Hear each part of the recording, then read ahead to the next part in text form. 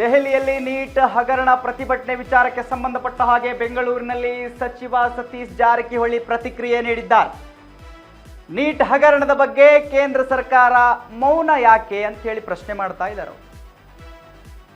ಪ್ರತಿಭಟನೆ ಬಗ್ಗೆ ಧರ್ಮೇಂದ್ರ ಪ್ರಧಾನ್ ಏನೂ ಹೇಳ್ತಾ ಇಲ್ಲ. ಯಾಕೆ? ಯಾರಾದರೊಬ್ಬರು ಇದರ ಜವಾಬ್ದಾರಿ ಹೊರಬೇಕಲ್ಲ, ಯಾಕೆ ಹೊರ್ತಾ ಇಲ್ಲ? ಇಷ್ಟರ ಮಟ್ಟಿಗೆ ಪ್ರತಿಭಟನೆ ನಡೆಯೋಕೆ ಬಿಡಬಾರದು.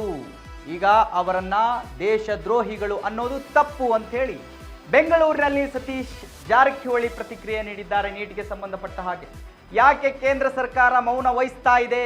ಶಿಕ್ಷಣ ಸಚಿವ ಧರ್ಮೇಂದ್ರ ಪ್ರಧಾನ್ ಯಾಕೆ ಸುಮ್ಮನೆ ಕೂತಿದ್ದಾರೆ? ಇದರ ಹೊಣೆಯನ್ನ ಯಾರಾದರೂ ಹೊರಬೇಕು, ಯಾಕೆ ಹೊರ್ತಾ ಇಲ್ಲ?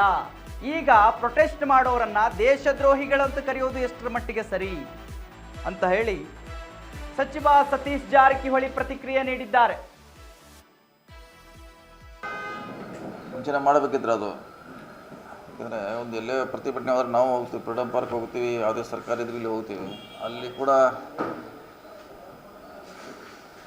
ಯಾರೂ ಸ್ಟ್ರೈಕ್ ಆದ್ರೆ ಹಿಂದೂ ರೈತರ ಪಂಜಾಬ್ ಒಂದು ವರ್ಷ ಮೇಲೆ ಆಯಿತು, ಯಾರೂ ಹೋಗೋದಿಲ್ಲ ಅಲ್ಲಿ. ಇದು ಆಲ್ಮೋಸ್ಟ್ 20 ಡೇಸ್ ಮೇಲೆ ಆಯಿತು, ಇಲ್ಲೂ ಯಾರು ಹೋಗ್ತಾ ಇಲ್ಲ.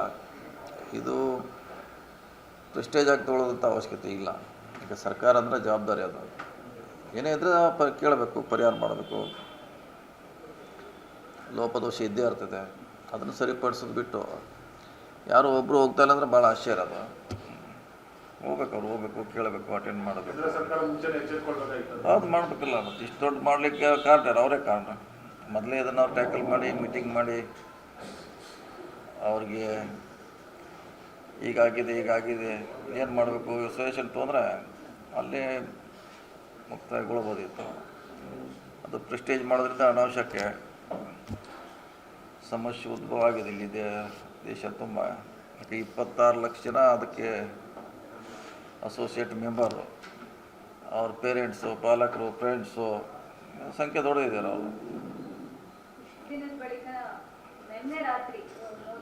ಅದು ಇದನ್ನ